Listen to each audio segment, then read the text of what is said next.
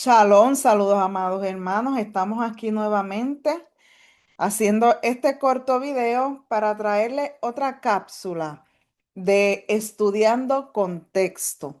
Y hoy vamos a estar estudiando un versículo muy conocido que lo citamos mucho, pero vamos a aprender el contexto correcto de este versículo y entender por qué y para qué fue escrito este versículo, que es muy diferente a lo que hemos aprendido, ¿verdad? En la interpretación popular en el cristianismo, cómo se enseñó este versículo y cómo se utiliza.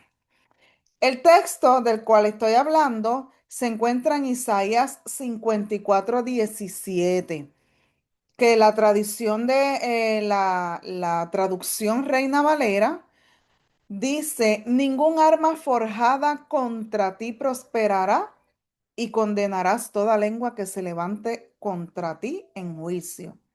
En la nueva traducción viviente, que es la traducción que me gusta leer mucho, dice: pero en aquel día venidero, ninguna arma que te ataque triunfará. Silenciarás cuanta voz se levante para acusarte. Estos beneficios los disfrutan los siervos del Señor. Yo seré quien los reivindique, yo el Señor he hablado.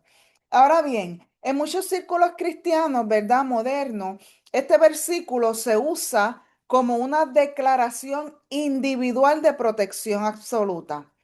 Pero el contexto histórico y literario del capítulo muestra una idea mucho más amplia y colectiva. Así que vamos a ver, ¿verdad? Cómo es la interpretación correcta de este versículo. Como les he dicho en otros videos, para nosotros poder entender el contexto de un versículo, tenemos que leer los versículos que están antes y los versículos que están después. También tenemos que leer en qué forma literaria estuvo escrita el libro, en el contexto histórico, el contexto cultural. Tenemos que nosotros hacer una investigación amplia para nosotros poder interpretar y citar correctamente un versículo.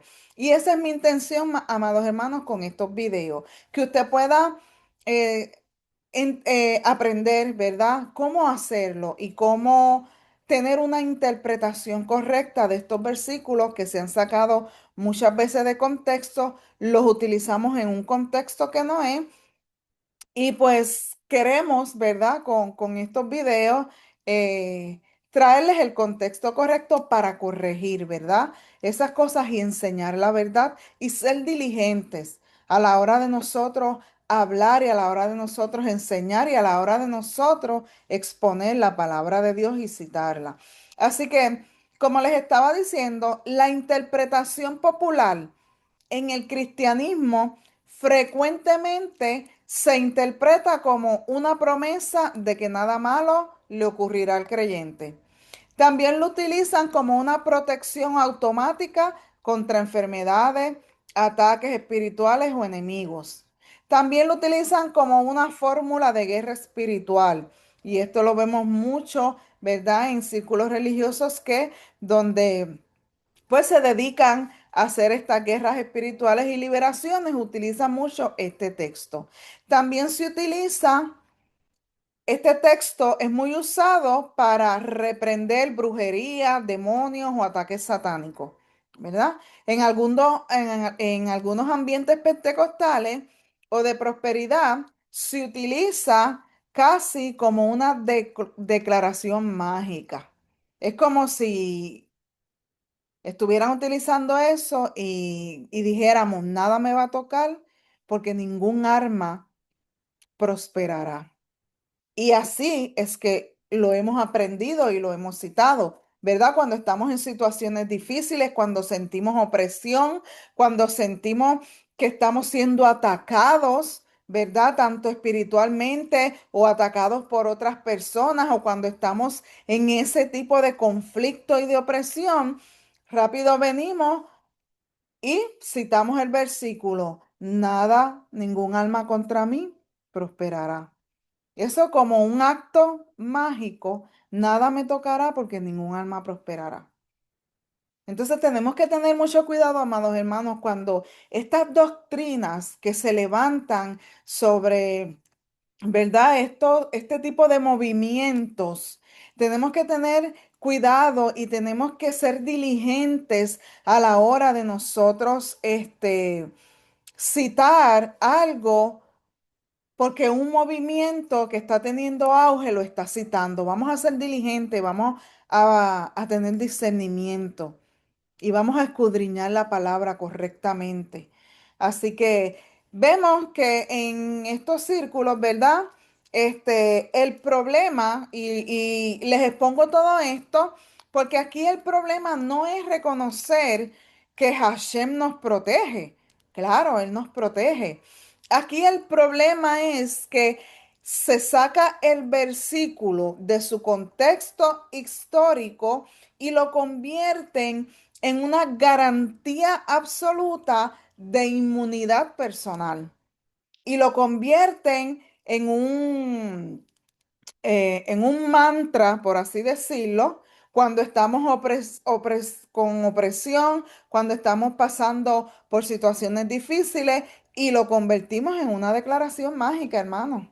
Entonces tenemos que tener mucho cuidado, ¿verdad? Y vamos a estudiar el contexto sobre esto. Pero para poder entender el contexto correcto de Isaías 54, vuelvo a lo que le he dicho al principio. Vamos a leer el capítulo completo, porque cuando nosotros leemos el capítulo completo, la mayoría de las Biblias que consulté, que tengo tres aquí de las que consulté, el título, cuando comienza el capítulo 54, el título es La gloria futura de Jerusalén o la gloria futura de Sión, dicen otras. O sea, ya aquí me está dando un contexto, pero vamos a comenzar a leerlo. Dice, canta, oh mujer sin hijos, tú que nunca distes a luz, prorrumpe en canciones de alegría a toda voz. Oh Jerusalén, tú que nunca tuviste dolores de parto, pues la mujer desolada ahora tiene más hijos que la que vive con su esposo, dice el Señor. Agranda tu casa, construye una ampliación, extiende tu hogar y no repares en gastos, pues pronto estarás llena a rebosar, tus descendientes ocuparán otras naciones y repoblarán las ciudades en ruina. No temas, ya no vivirás avergonzada, no tengas temor, no habrá más deshonra para ti. Ya no recordarás la vergüenza de tu juventud ni las tristezas de tu viudez, pues tu creador será tu marido. El Señor de los ejércitos celestiales es su nombre. Él es tu redentor, el Santo de Israel, el Dios de toda la tierra. Pues el Señor te llamó para que te libres de tu dolor, como si fueras una esposa joven abandonada por su marido, dice tu Dios. Dice el versículo 7. Este versículo a mí siempre me ha encantado este versículo. Por un breve instante te abandoné, pero con gran compasión te recibiré de nuevo. En un estallido de enojo aparté de ti mi rostro por un poco de tiempo, pero con amor eterno tendré compasión de ti, dice el Señor, tu Redentor. Así como juré en tiempos de Noé que nunca más permitiría que un diluvio cubra la tierra, ahora también juro que nunca más me enojaré contigo ni te castigaré. Esto está hablando de una gloria futura, un tiempo futuro. Como dice esta versión, en aquel día está hablando. Pues las montañas podrán moverse y las colinas desaparecer, pero aún así mi fiel amor por ti permanecerá. Mi pacto de bendición nunca será roto, dice el Señor que tiene misericordia de ti. Oh ciudad azotada por las tormentas, atribulada y desolada. Te reconstruiré con joyas preciosas y haré tus cimientos de lápiz lazuli. Haré tus torres de rubíes relucientes, tus puertas de gemas brillantes y tus muros de piedras preciosas. Yo le enseñaré a todos tus hijos y ellos disfrutarán de una gran paz. Estarás segura bajo un gobierno justo e imparcial. Tus enemigos se mantendrán muy lejos. Vivirás en paz y el terror no se te acercará.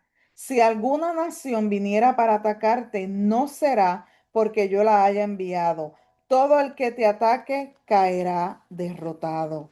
Yo he creado al herrero que aviva el fuego de los carbones bajo la fraguta y hace las armas de destrucción, y he creado a los ejércitos que destruyen. Versículo 17. Pero en aquel día venidero, ningún arma que te ataque triunfará. Silenciarás cuanta voz se levante para acusarte. Estos beneficios los disfrutarán los siervos del Señor. Yo seré quien los reivindique. Yo, el Señor, he hablado.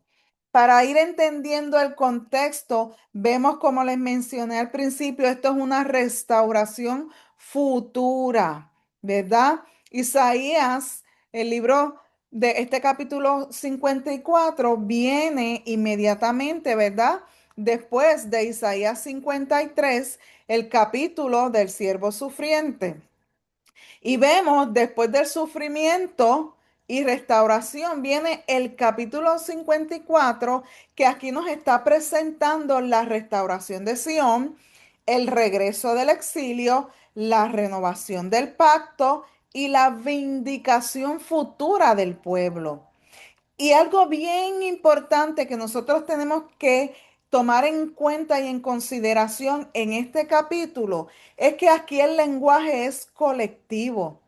Aquí no me está hablando de individuos, aquí me está hablando del pueblo, de la nación. No me está hablando de un individuo. Y eso es bien importante para entender el contexto. ¿A quién se dirige ese capítulo? El capítulo habla a Sión, a Jerusalén, al pueblo de Israel y a una nación que pasó vergüenza, exilio y destrucción. Y lo vimos, ¿verdad? Desde el versículo 1, cuando dice, regocíjate, oh estéril. La mujer estéril, podemos entender que es una metáfora de Sión que había sido devastada por el exilio babilónico.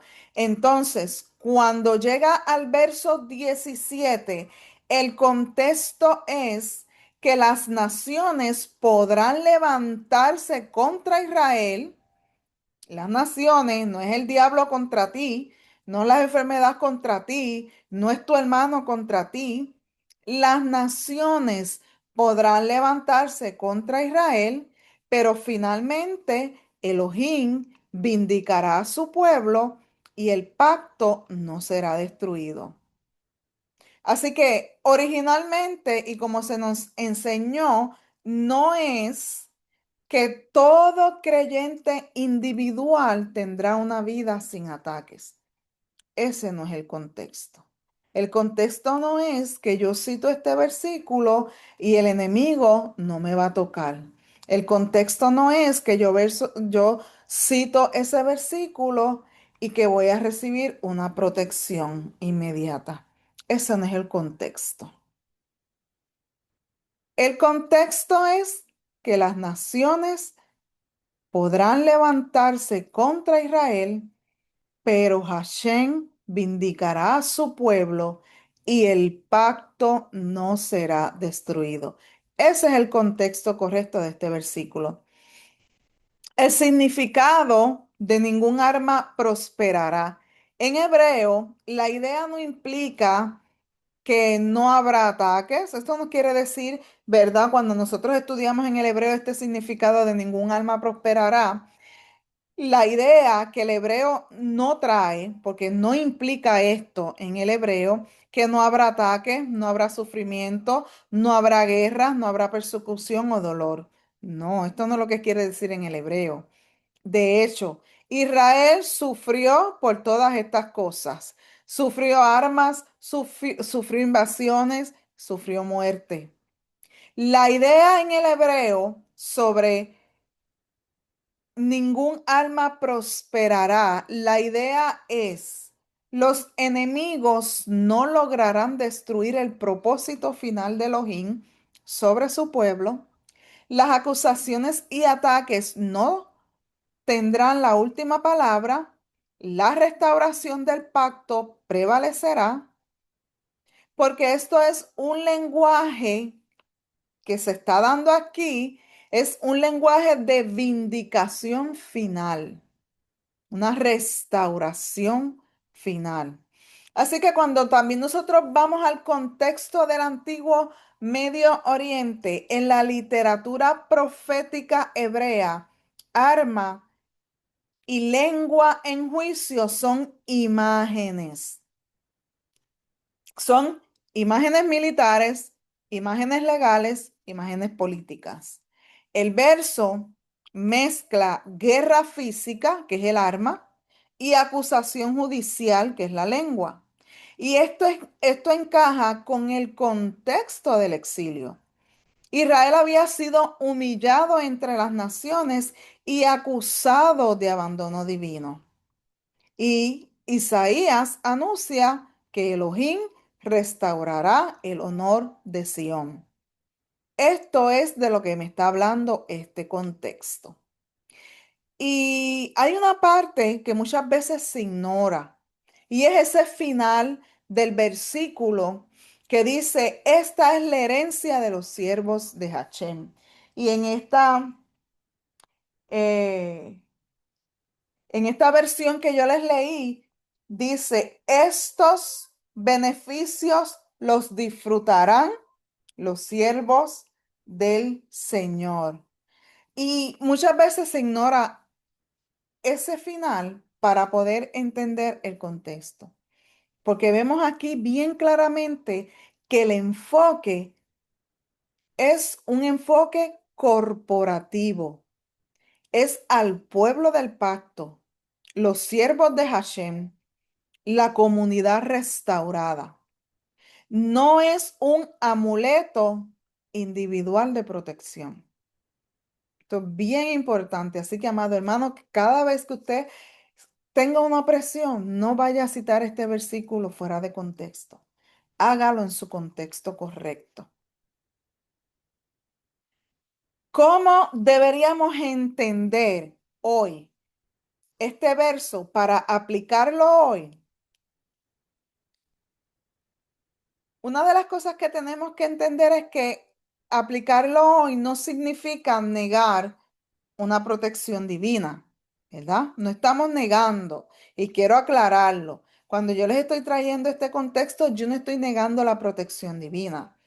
Le estoy trayendo el contexto correcto, valga la redundancia, para que usted pueda interpretar y aprender correctamente la palabra de Dios.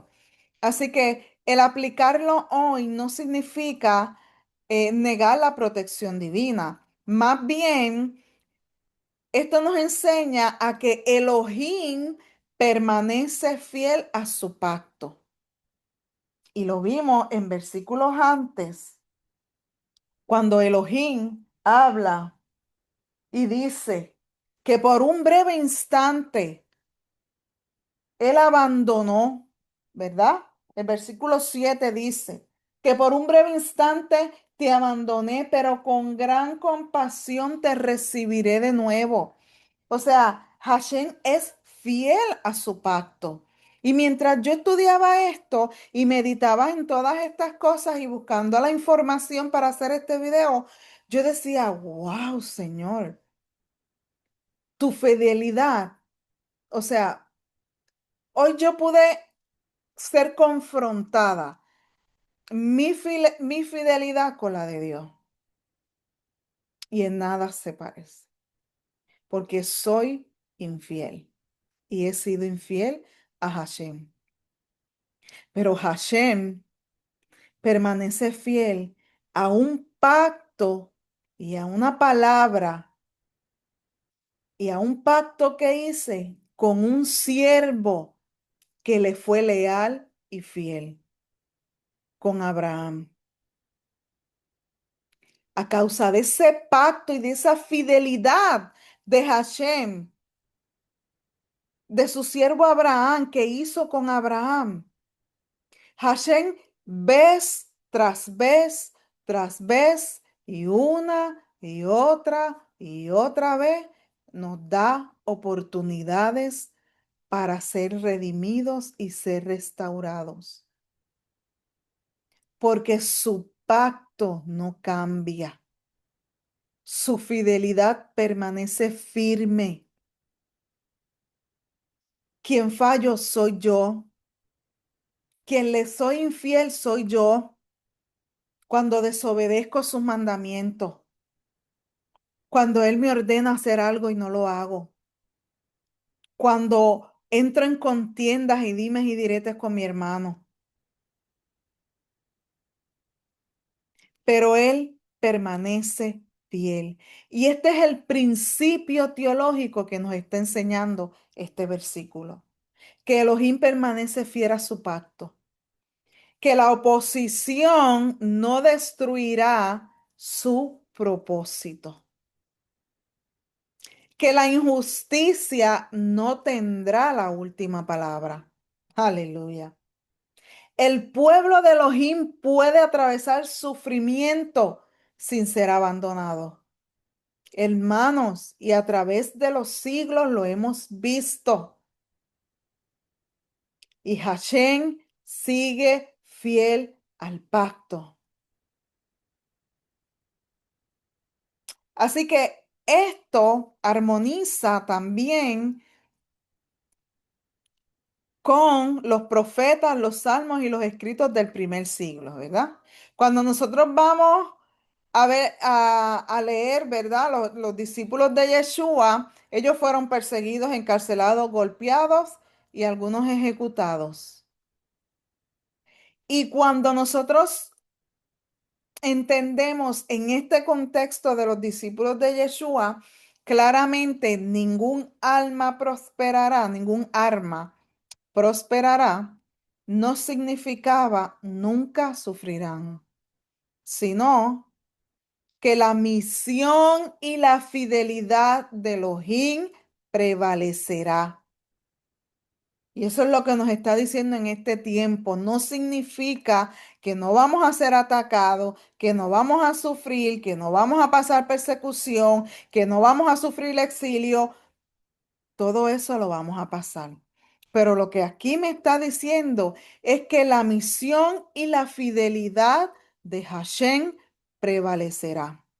¿Qué relación podemos ver de este versículo con los escritos del primer siglo? Cuando nosotros vamos a Romanos 8:36, Shaul, ¿verdad? El apóstol Pablo cita, por causa de ti somos muertos todo el tiempo. Y aún así luego dice, en todas estas cosas somos más que vencedores. ¿Por qué? Porque la victoria que nos está mostrando la Biblia no es ausencia de sufrimiento, es permanencia, es fidelidad y es esperanza en medio del sufrimiento. Y esto va mucho más cerca del pensamiento hebreo en Isaías 54 que la idea moderna de citar el versículo como un ritual mágico para protegerme. Así que mis amados hermanos, para concluir, la interpretación popular, ¿verdad?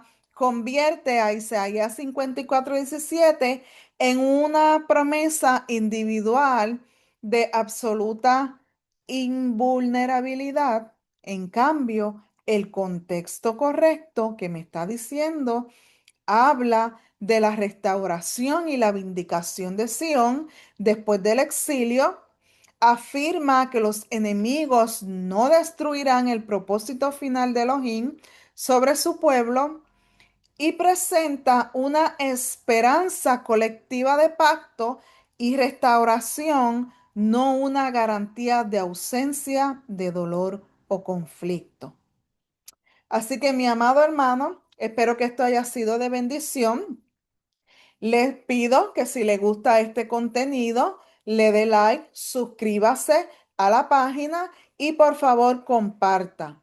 Que Hashem me les bendiga y me les guarde y nos vemos en la próxima. Bendiciones.